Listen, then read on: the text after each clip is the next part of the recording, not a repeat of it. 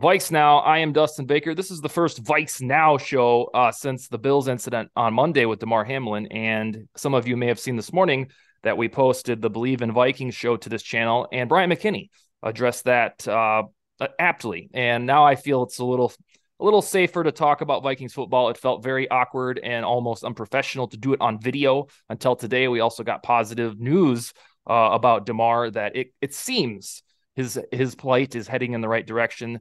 So business resumes on Vikes now. I apologize for the absence. I hope you guys understand. Josh, you're back. We've been writing about the Viking stuff behind the scene, keeping eyes on Damar. How have you been, sir?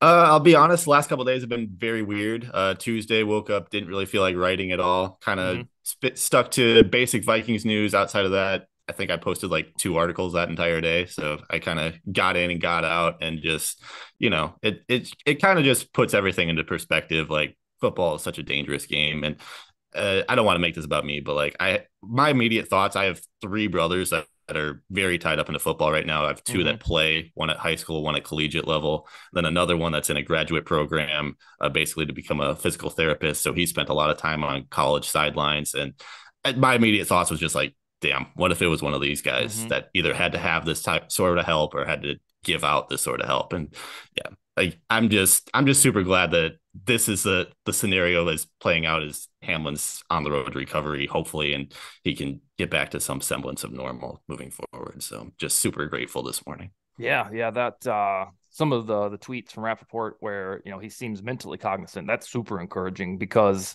if he truly was without oxygen for however long, then you don't know. Then you're like, is this just hope that he lives situation? But it seems that stuff is going relatively positive. All right, so yes, prayers, and we'll continue to, I guess, update on the Viking site as much as it seems applicable. The world is doing a good job about hashing out all the updates, but we are going to pivot to the Viking stuff because they had a woeful Sunday afternoon, and then they, I guess, can kind of get back on track against the Bears. It's kind of a weird spot to do it because the Bears don't have anything to play for. One of the weirdest quarterbacks ever is playing for them. But let's talk about the Packers stuff. Josh, the Vikings had a golden opportunity, especially for Kevin O'Connell, to seize the moment and virtually end their playoff hopes. It wouldn't have been a total elimination. But then we got to Sunday late afternoon. It was the opposite. The run the table and get in slogan that was effectuated by Rodgers back in November after the Eagles loss is coming to fruition. All I need now is a Lions win. So your generalized reaction to one of those vintage bad Vikings games against the Packers? I honestly, I was just stunned that they seemed so unprepared for this game, between just some of the things that they were doing on the defensive side of the ball with the 10 men and then the 12 men on basically the same series. And then they also had the incident where apparently nobody decided they wanted to wear cleats to the game. Everybody was just slipping and falling all over the field. Like, there's no one thing that you can pin this loss on. Like, talk about the cleats, the field, injuries, whatever, scheme. But overall, in general, this just seemed like a total failure to be prepared for this game, and it was a shocker to me, because I thought division rival got a chance to basically step on their throats and their playoff hopes, and you come out and do that. Like, I didn't see that coming at all. The thing about the cleats or the field service that's so bizarre is this was the 125th meeting between the two teams. Yeah, This isn't like an expansion team or you're not playing in some makeshift stadium in Tulsa. It's where you go every year. And there's a lot of players that have already been there 5 and 6 times, like Eric Kendricks and Adam Thielen.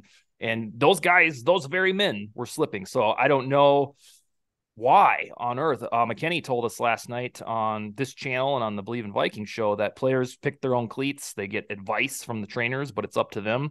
So it's I don't know if the field got different in Lambeau over the offseason and dudes were like, no, we'll be fine.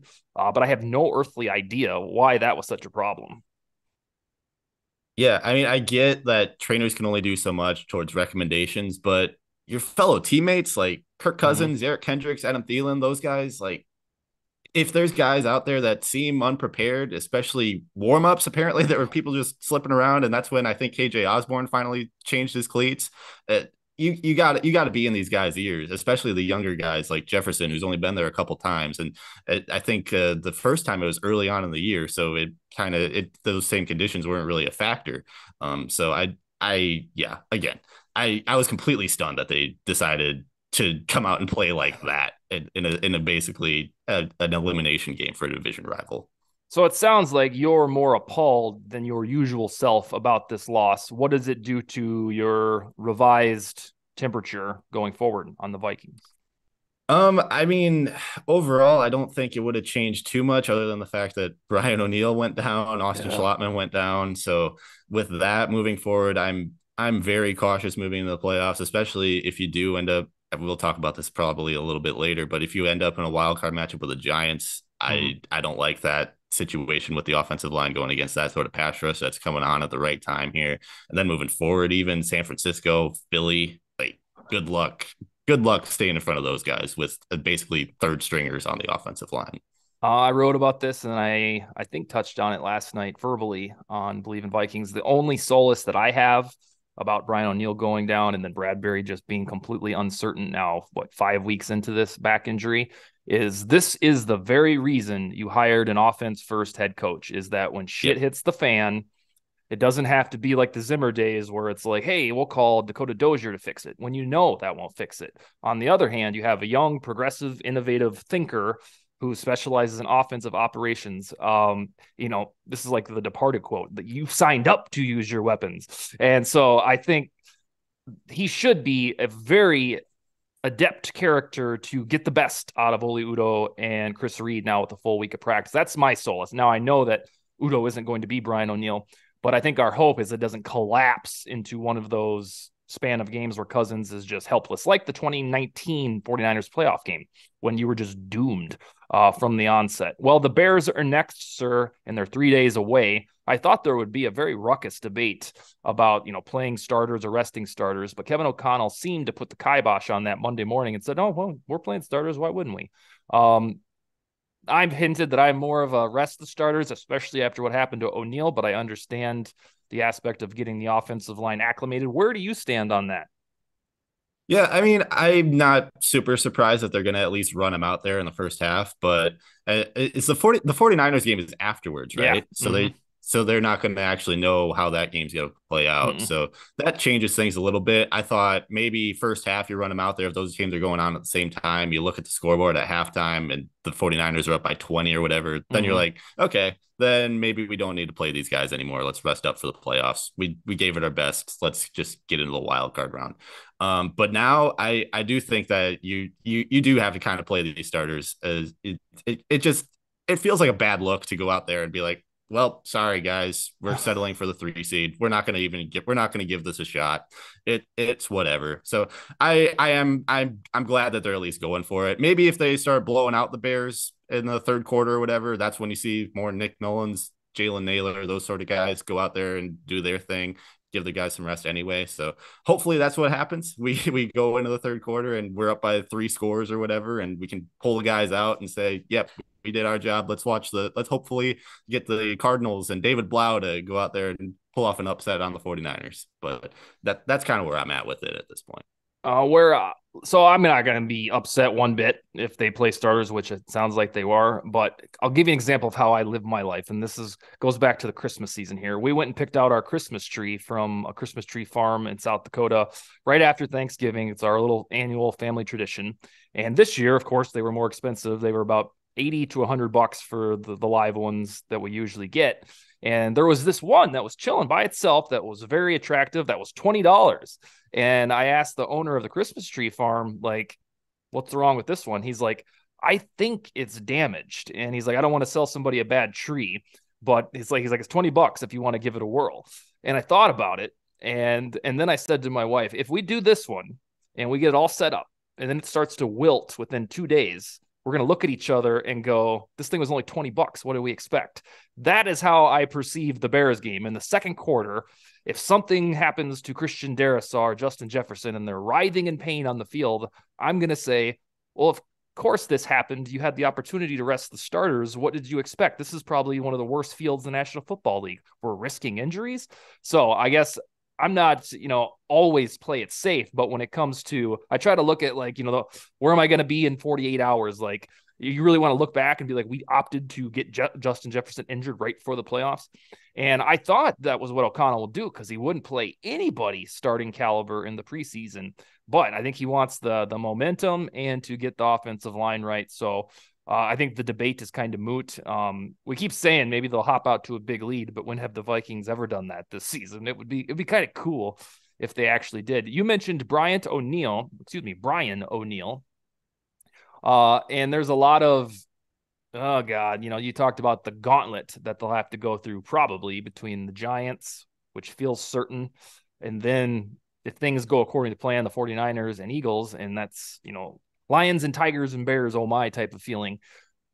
Do you have any optimism, kind of like I shared, that O'Connell should be the guy to fix it? Or is this just going to be a patchwork hodgepodge, for the ages and not in a good way?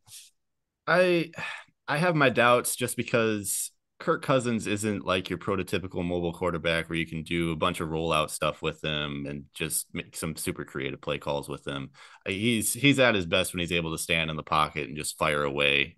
So I have a few doubts. Maybe KOC proves me wrong, but I do look at this playoff run and in a lot different fashion than I did a couple weeks ago, where I'm even looking at this Giants game like, are they even going to be able to pull this one off? Because, like I said, that pass rush is coming on at the right time. Kayvon Thibodeau is a monster. Azeez Ojulari is coming on his second year, and they're getting healthy in the secondary now too. So that's even worse. So yeah, I do look at it in a little bit different fashion, and I have my doubts.